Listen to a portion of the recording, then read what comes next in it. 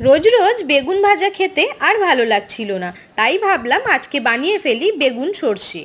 তো বেগুন সর্ষে করার জন্য এখানে আমি কিছু বেগুনকে লম্বাভাবে কেটে নিয়েছি। কেটে নেওয়ার পর আমি জল দিয়ে খুব ভালোভাবে বেগুনগুলোকে পরিষ্কার করে নিলাম। এরপর স্বাদ মতো নুন, অল্প একটু হলুদ দিয়ে বেগুনগুলোকে খুব ভালোভাবে মেখে নিতে হবে। সমস্ত বেগুনগুলোতে নুন হলুদ মিক্স করে নেওয়ার পর এখানে আমি একটা পেস্ট রেডি করেছি। এই পেস্টটা হলো সর্ষে আর পোস্তর পেস্ট।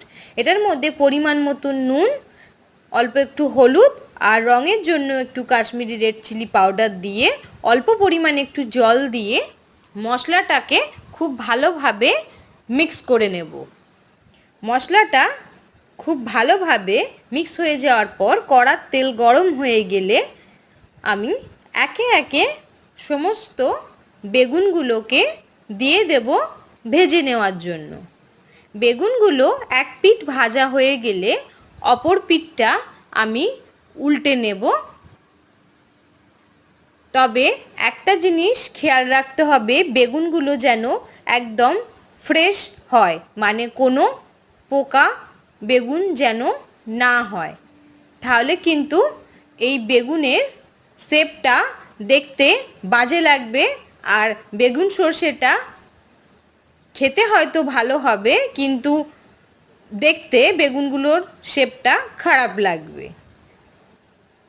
একটা রাউন্ড বেগুন আমার ভাজা হয়ে গিয়েছে। এবার বাকি যে বেগুনগুলো রয়েছে সেগুলো আমি দিয়ে দিলাম। এই বেগুনগুলো লাল লাল করে ভেজে আমি তুলে নিলাম। এরপর আমি কড়ার তেলে 1 চামচ কালো জিরে, একটা কাঁচা লঙ্কা আর একটা কুচনো টমেটো দিয়ে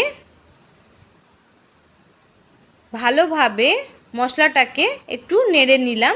এরপর যে পেস্টটা আমি রেডি করে রেখেছিলাম ওই পেস্টটাকে আমি দিয়ে দিলাম।